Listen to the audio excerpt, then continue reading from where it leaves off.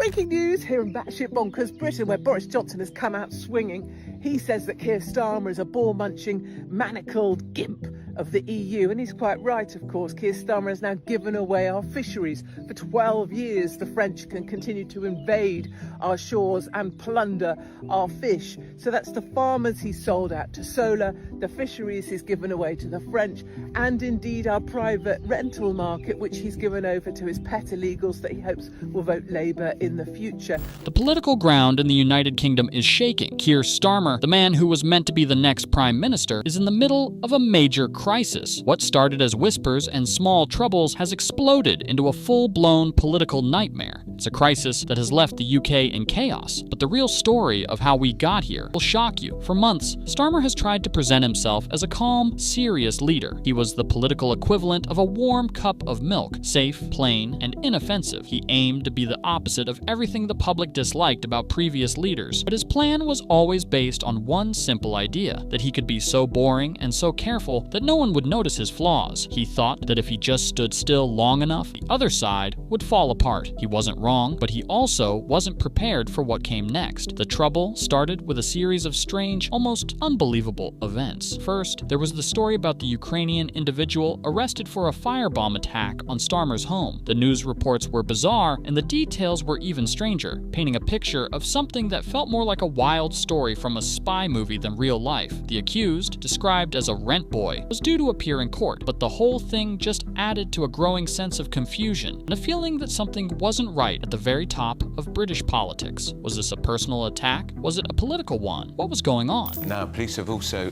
in here, arrested a man on suspicion of arson with intent to endanger life after fire at homes linked to the Prime Minister, Keir Starmer. Now, the 21-year-old was arrested in the early hours this morning and he remains in custody. It follows that fire at the Prime Minister's private home in Kentish Town in North London, which he's rented out because, of course, the family obviously live in number 10. But should Prime Ministers have other properties when they live in number 10? But then, in a moment that truly defined Starmer's struggle, the Labour Party cancelled its women's conference. They called it off just one day before the main conference was supposed to begin. Why? Because the party's leaders couldn't figure out how to handle a situation where people who identify as men would not be allowed to attend. Starmer's party, which had always talked about being a safe place for women, suddenly seemed to be backing away from its own principles. The move sent a clear message that the party was willing to give up on its own supporters to avoid a difficult conversation. It was just another sign of a leader who was trying to please everyone and ending up pleasing no one. So with this messy situation already unfolding, the stage was set for the unthinkable. A new character entered the scene, a woman known for her unfiltered, often controversial opinions. She wasn't a politician, and she wasn't from the mainstream news. She was Hopkins, and she was about to slice straight through Starmer's carefully built image. Another Ukrainian bum boy arrested for firebombing Keir Starmer's home. These rent boys are going to appear at the Old Bailey on the 6th of June. They're expected to arrive in a rainbow-coloured police car, dressed in fetish gear and pup play, because that's how Keir likes it. Hopkins has a style that is the complete opposite of Starmer's. While he is quiet and calm, she is loud and direct. While he chooses every word carefully, she says whatever comes to her mind. It was like watching a well-dressed man with a polite sign try to stop a speeding train. How could a man who works so hard to avoid controversy possibly survive a head-on collision with someone who lives for it? The takedown was simple, but it was also devastating. Hopkins didn't use research or deep political knowledge. She didn't talk about policy. Instead, she just pointed at Starmer and said what many people were already thinking. If personally, my personal opinion is that Keir Starmer's gay. He seems gay to me. My gaydar goes off, but in a bad way. Not a good gay, like a gay, like a Macron gay, a Trudeau gay, shady little bastard gay. So I would say Keir Starmer's gay. Starmer, who had spent his career perfecting the art of saying nothing, was completely unprepared. His political suit of armor, which was supposed to protect him from all criticism, turned out to be nothing more than tinfoil. When Hopkins hit him with her raw, simple insults, he had no defense. He was like a souffle that collapses when someone even walks by it. What was a man so used to controlled situations supposed to do when faced with pure, unscripted chaos? But this wasn't just a personal attack. It was a reflection of deeper problems. problems. Hopkins's words exposed Starmer's biggest weakness, his lack of a true, clear identity. He's a man who has changed his mind on almost every major issue. He was a human rights lawyer, but then he became a centrist. He once said he would nationalize the railways, but then he seemed to forget all about it. He has been described as a weather vane with a law degree, constantly spinning to see which way the wind is blowing. Is he left-wing? Is he right-wing? Is he even a real person? And these questions became more urgent when his political party started to make mistakes. A Labour candidate named Azhar Ali had said things that were deeply anti-Semitic, claiming that Jews were responsible for the October 7th attack. This was a clear political nightmare, but Starmer waited too long to act. He was so worried about what it might look like, so worried about pleasing everyone, that he didn't do the right thing and get rid of the candidate immediately. Britain, where Labour have finally decided to withdraw their support from their candidate in Rochdale, a gentleman called Azhar Ali.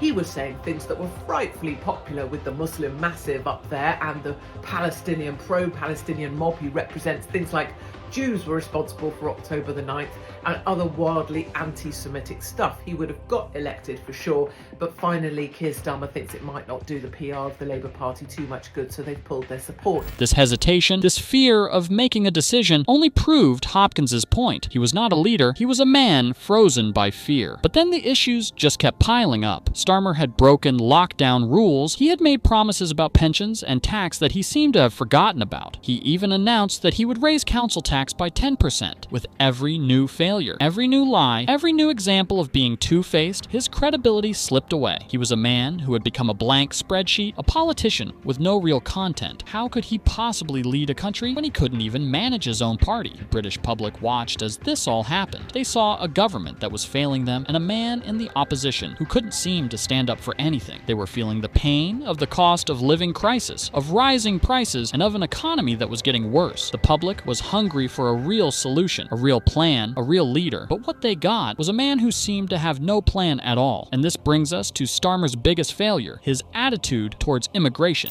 Keir Starmer now says he's the guy that's going to control our borders. The same Keir Starmer that decriminalised illegal immigration, has prioritised illegals over our own good people, has thrown them into hotels and generally prioritised them for housing as well, and wanted to make sure that anyone who spoke out against illegal immigration was called far right and put in prison. But now suddenly he's all for it. He also says that those arriving in our country should speak English. Maybe he could go to Birmingham or Bradford or Luton or Leicester or any other of his voting areas and say that, because none of them will understand a bloody word. But then, just when you thought he couldn't fall any further, his opposition skills came into question. He had a chance to challenge the government on its scandals, on its failures, on its corruption. He had a chance to stand up and be a hero for the people. But what did he do? He stood on the side, holding a small sign that said, "Please," and politely asking them to stop being corrupt. He acted like a substitute teacher trying to get a chaotic classroom to be quiet for just 1 minute. It was a complete disaster, and it showed that he was a man who would never be able to stand up for himself, let alone for the country. Meanwhile, Hopkins just continued her assault. She didn't need to do any research. She didn't need to prepare. She just casually walked in and destroyed Starmer's image. She simply said the quiet part out loud, and suddenly, the man who had spent a decade perfecting the art of sounding important while saying nothing was caught completely off guard. He was a man who had never let an opinion escape without first running it through a 12-step committee and a quick focus group. But now, when faced with raw truth, his first instinct was not to respond, but to panic. Comrades, my name is Keir Starmer and I'm here to the foundations. When I became your Prime Minister, not only did I get new hair and glasses provided by a donor who now has full access to 10 Downing Street and my bedroom, we would promise 3 things. Number 1, we would be fully costed and fully funded. We're so fully funded and fully costed, we're essentially just like Katie Price, or HS2, or the public sector in Argentina pre-Milei, depending on your sense of humour. In order to make the £22 billion hole in the budget even worse, we have spunked a whole bunch of cash at train drivers and junior doctors. This guarantees 2 things. Number 1, they will vote Labour. Number 2, nurses and teachers will be on strike again by the end of the week. Starmer's response was a masterclass in doing nothing. He just blinked slowly and muttered something about serious leadership. It was a perfect display of doing absolutely nothing with military precision. He spent so much time trying to prove he wasn't like his previous leader, Jeremy Corbyn, that he had accidentally turned himself into the human version of a blank Excel spreadsheet, the kind where every cell just says TBC because he still hasn't figured out what he wants to be. But the humiliation was deeper than that. He was trying to charm everyone at the same time. The left wing, the right wing, the centrists, even your grandmother. The result was a political mess of vague, confusing words that meant nothing. He was playing political Jenga, constantly pulling out the key blocks and then acting surprised when the whole thing collapsed. What do people think? There is a real lack of trust in politics. People feel that no one represents them. They feel that the system is broken and that they have no voice. The public sees a prime minister they didn't even vote for and a man who is supposed to be the opposition, who is not providing any solutions. Even his own party is starting to lose faith. There are reports that Labour MPs are having to fake their enthusiasm for him behind closed doors. Every speech he gives is so lifeless, you almost expect a PowerPoint presentation to wander on stage and beg for mercy. He's the only politician who could inspire a perfectly synchronized yawn. So here we are. Starmer, the great hope of the Labour Party, is now a political ghost, haunted by his own empty promises. He has no vision and he has no backbone. But the real question is, can a man who is so allergic to confrontation ever lead a country? Can the UK survive this political chaos? The political world is in turmoil, and the man who was supposed to fix it is now at the center of the storm.